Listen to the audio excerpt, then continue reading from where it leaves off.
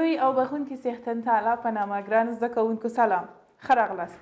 خو دې دوی کې چې روغ او جوړ اوسئ او خپل درسونه په منظم او دقیق شکل باندې تعقیب کړئ. زده کوونکو لکه څنګه چې تاسو پوهیږئ موږ د اووم ټولګي بیولوژي مضمون مو ورته پای ته ورسول چې د دغه ټولګي په بیولوژي مضمون کې موږ د حجرې په هکله د حجرې د کشف په هکله د حجرې داخلي جوړښتونو په هکله انساجو په هکله ډولونه یې نباتاتو په هکله د نباتاتو د تکثر او ډیرښت په هکله او همدارنګه د دورانونو په هکله یعنې په یو ایکوسیستم کې د موادو دورانونه څه ډول سرته رسیږي او د دغه دورانونو اهمیت څه شی دی دغه ټول موضوعات مو ولوستل او وپوهېدلو.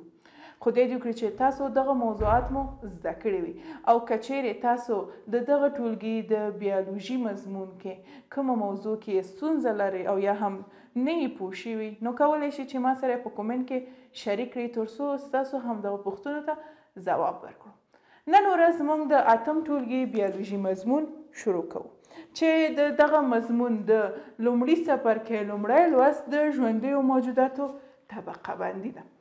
زموږ نننی لوست هم همدا دی. په ننني لوست کې به موږ د ژوندیو موجوداتو طبقه بندي وپېژنو.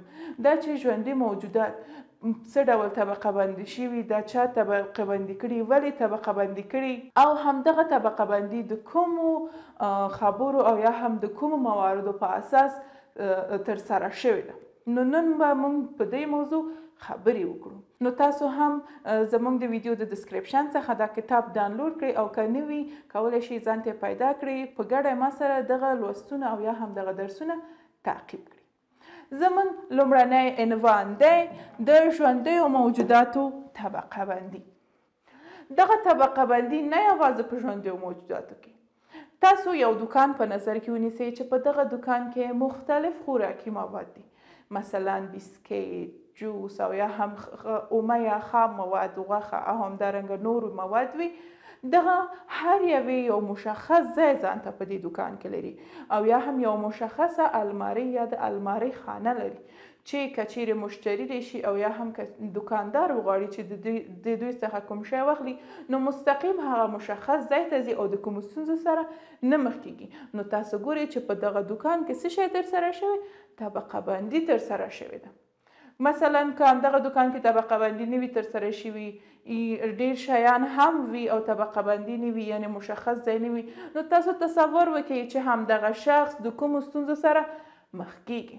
نو د همدغه موضوعاتو په اساس دا نه یوازې په دکان او یا هم په بل ځای کې په ژوندیو موجوداتو کې هم طبقه بندي ترسره شوې ده تر څو هغه ژوندي موجودات چې د یو ډول او یا هم د یو شان خواصو درلودونکي دي په مشخصه طبقه یا په مشخص ځای کې د دوی ځای ټاکل شوی تر څو که چیرې دغه موضوعات ته څوک اړتیا لري نو همغه مشخص ځای ته مراجعه وکړي. په ژوندیو موجوداتو کې ژوندي موجودات د مشترکو صفاتو او خواصو په اساس طبقه بندي شوي دي. که چیرې همدغه طبقه بندي په دغه ژوندیو موجوداتو کې نه وه نو موږ هم د دغه موضوعاتو د مطالعې لپاره د مختلفو ستونزو سره مخ کېدلو. نو دا څه شی وه د ژوندیو موجوداتو د طبقه بندي اهمیت دی. اوس راځو خپل د لوست اساسي عنوان ته دا چې طبقه بندي تاریخچه ده. طبقه بندي کله منځته راغله چا منځته راوړله او د څه لپاره یې منځته راوړله. څه د پاسه 2000 کاله مخکې د یوناني فیلسوف ارسطو په واسطه علاوه پر دې چې دا یوناني فیلسوف و طبیعت پیژندونکی هم و د ارسطو په واسطه ژوندي موجودات طبقه بندي شو چې ارسطو همدغه ژوندي موجودات په دوه برخو وویشل. لومړی یې حیوانات او دومه برخه یې نباتات یعنې ژوندي موجودات په عموم کې په دوه ډلو وویشل. لومړی یې حیوانات چې همدغه حیوانات د ژوند د محیط له مخې په 3 ډوله وویشل شو. لومړی هغه حیوانات چې اوبو کې ژوند کول دویم هغه حیوانات چې په وچه کې ژوند کول او دریم هغه حیوانات چې په هوا کې الوتل او همدارنګه نباتات هم په مختلفو ډلو وویشل یعنې په بوټو وښو او په ونو یې وویشل. دا څه شی ده دا د ارسطو طبقه بندي ده. خو همدغه طبقه بندي څخه په سلګونو کلونو ګټه واخیستل شو. د وخت په تیریدلو سره بعضې نوي حیوانات کشف شو او یا هم بعضې نوي نباتات کشف شو چې همدغه موجودات په دغه دوه ډلو کې نه راتلل، یعنی نه د نباتاتو خواص درلود او نه هم د حیواناتو خواص درلود، چې دا یو څه ستونزې دانشمندان او یا هم د بیولوژي پوهانو ته رامنځته کړلې چې نوي موجودات چې کشف شو په همدغه طبقه بندي کې ځای نه درلود، چې بیا په 1815 کال کې د کارلوس لینوس په واسطه چې یو سویډني پوه او یا هم سویډني بیولوژي پوه نوې طبقه بندي رامنځته شوه. لینوس خپله طبقه بندي کې ژوندي موجودات د خواصو په اساس یې طبقه بندي کړي، یعنی هغه موجودات چې عین خواص درلود که هغه په نباتاتو کې او که هغه په حیواناتو کې په یو طبقه او یا هم یو ګروپ کې ځای کړل، چې تر اوسه د کارلوس لینوس طبقه بندي کارآمد لري او یا هم ترې ګټه اخیستل کیږي. کارلوس لینوس د ارسطو په طبقه بندي کې بعضې نوي کارونه وکړل، یعنی دغه طبقه بندي کې تغییرات رامنځته کړل. لومړی یې نوموړي نباتات او حیوانات په ډیرو ګروپونو وویشل. ارسطو حیوانات په 3 ګروپونو ویشلي او نباتات یې په 3 ګروپونو کې، خو کارلوس لینوس همدغه د ډلو شمیر یې زیات کړ.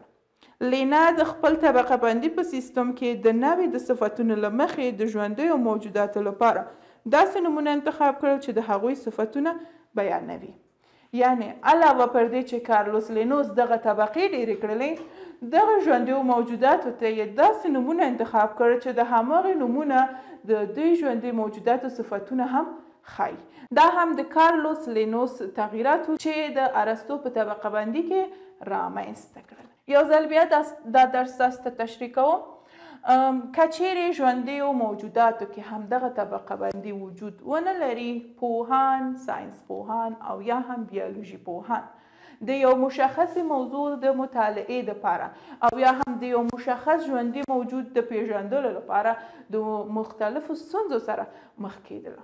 نو د همدې لپاره ساینس پوهانو د دغه ستونزې د حلولو دپاره یې د ژوندیو موجوداتو طبقه بندي منځته راوړله. طبقه بندي کله د چا لخوا رامنځته شوه؟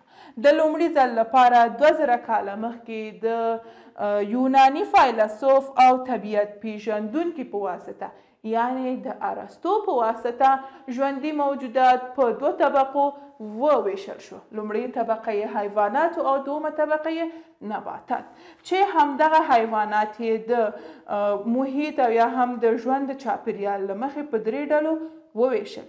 لومړی هغه حیوانات چې اوبو کې ژوند کوي، دوم هغه حیوانات چې په وچه کې ژوند کوي او دریم هغه حیوانات چې په هوا کې الوزي. همدارنګه نباتات هم په 3 برخو وویشل. لومړی بوټي، واښه او ونې.